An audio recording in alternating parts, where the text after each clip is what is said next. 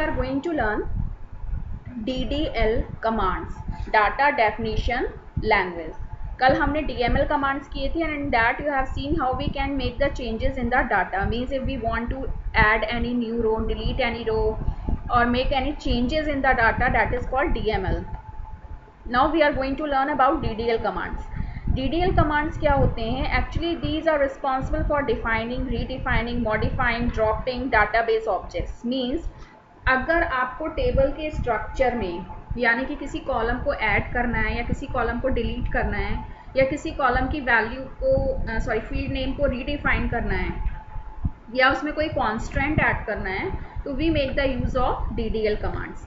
Actually DDL commands help us to make changes in database objects. Like अगर आपको किसी database को drop करना है या किसी टेबल को ड्रॉप करना है या फिर टेबल के स्ट्रक्चर में कोई चेंजेस करने हैं, तो हम DDL कमांड्स का यूज़ करेंगे. तो उसके लिए ऑल्टर कमांड होता है. तो आज हम सिर्फ ये सीखेंगे कि हम कैसे किसी भी नए कॉलम को या नए कॉन्स्टेंट को ऐड कर सकते हैं.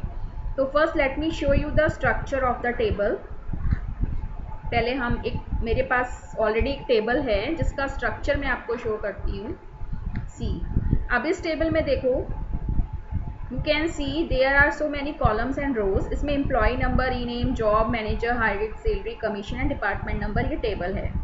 अब आप ये देखो कि इस टेबल में एक ऐसा फील्ड नेम है जिसकी वैल्यू यूनिक है. अगर आप ध्यान से देखोगे तो हर टेबल में एक ऐसी फील्ड होती है जो यूनिक होती है. जैसे आप क्लास में होते हो तो क्लास में आपका जो रोल नंबर होता है वो यूनिक होता है.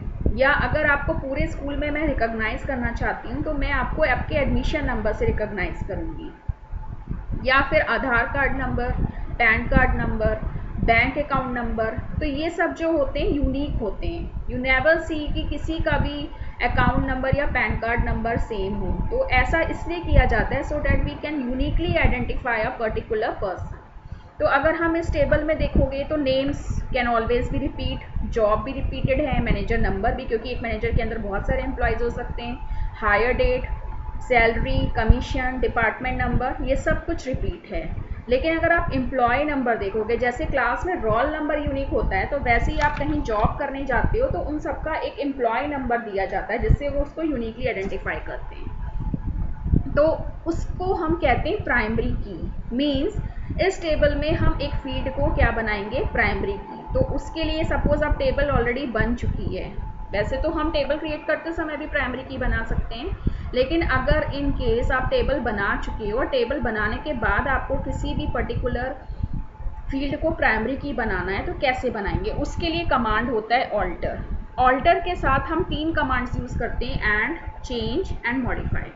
तो अगर हमें कुछ भी ऐड करना है तो हम लिखेंगे ऑल्टर टेबल. टेबल कीवर्ड आपको यूज़ करना है और लिखोगे टेबल का नेम. टेबल का नेम क्या है? Employee eight. अब आपको क्या ऐड करना है?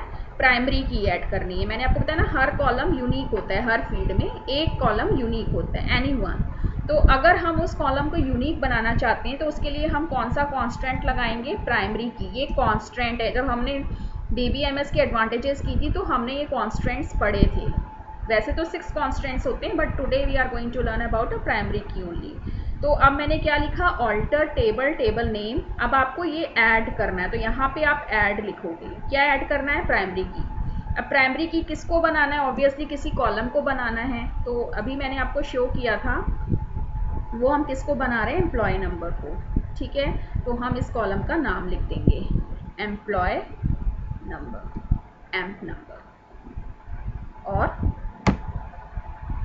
ठीक है, अब इसको एग्जीक्यूट करोगे. You can see 1 row is affected. अब आप इस टेबल का अगर स्ट्रक्चर देखना चाहते हो तो मैंने आपको एक कमांड बताई थी, डिस्क्राइब. तो डिस्क्राइब किसको करना है? एम्प्लॉय टेबल को. तो इससे it can show you the structure. ये देखो, इसमें फील्ड शो कर रहा है, टाइप शो कर रहा है, नल.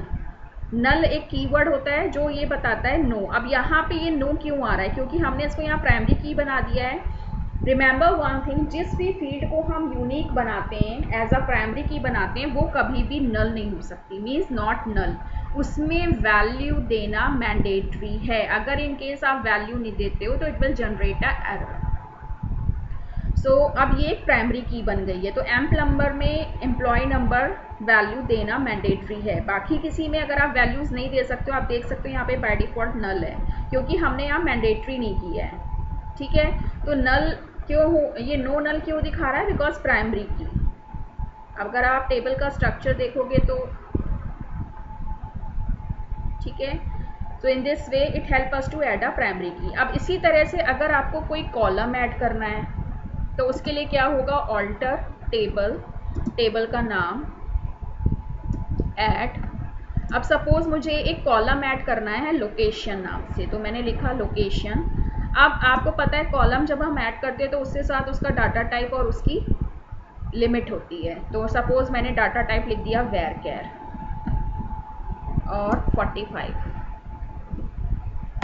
ठीक है, ऑल्टर टेबल एम्प्लॉय। अब हम ऐड कर रहे हैं इस पर्टिकुलर लोकेशन, ये नाम है कॉलम का और इसका डाटा टाइप ये है और साइज। ठीक है, अब आप इस टेबल के स्ट्रक्चर को देखोगे, ये देखो लोकेशन नल क्यों दिखा रहा है? Because we do not put any value here, इसलिए। अब आप इस लोकेशन में वैल्यू कैसे फिल करोगे? इसके लिए मैंने आपको अपडेट कमांड बताया था। अपडेट, टेबल का नाम एम्प्लॉय है, set location is equal to Mumbai, where, क्योंकि ये लोकेशन अगर आपको सब में पुट करनी है, सपोज मैं सब में पुट करना चाहती हूँ इन ऑल द रोज, तो ये सब में मुंबई फिल कर देगा। अब अगर आप इस टेबल को देखोगे, ये देखो सब में मुंबई आ गया।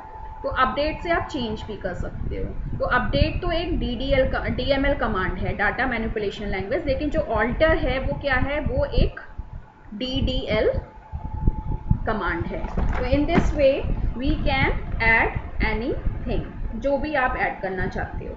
अच्छा, इन केस अगर आपको कॉलम को मॉडिफाई करना है, अब जैसे इस टेबल में अगर मैंने आपको दिखाया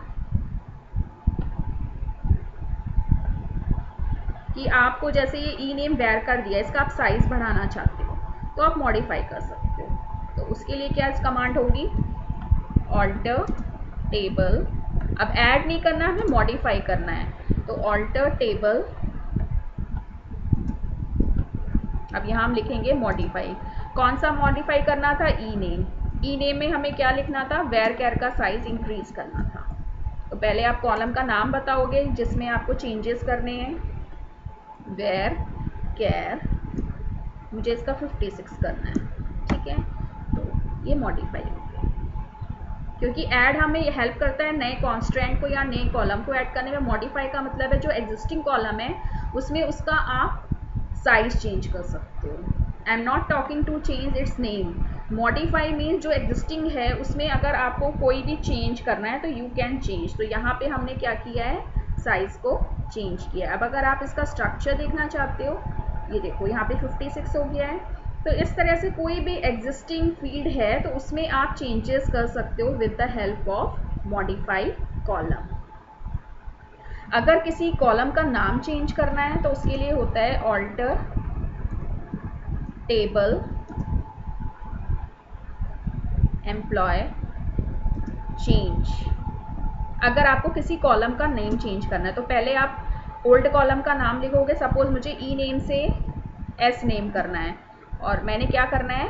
एस नेम। इसका साइज डिफाइन कर दो।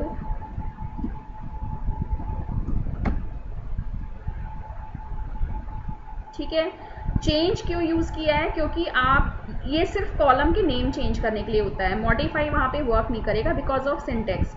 जब हमें किसी कॉलम का नाम चेंज करना है तो पहले आपको उसको बताना पड़ेगा कौन सा कॉलम है, उस कॉलम का नाम लिखोगे, फिर न्यू कॉलम का नाम लिखोगे, और साइज लिखना तो मैंडेटरी है, साइज और डाटा टाइप। तो अगर आपको किसी कॉलम का नाम चेंज करना है तो यू विल यूज़ चेंज। अब आप इसका स्ट्रक्चर भी देख सकते हो। देखो एस नेम हो गया, so today we have learn 3 commands. Alter table add, कैसे कांस्टेंट ऐड करोगे, कैसे नया कॉलम ऐड करोगे।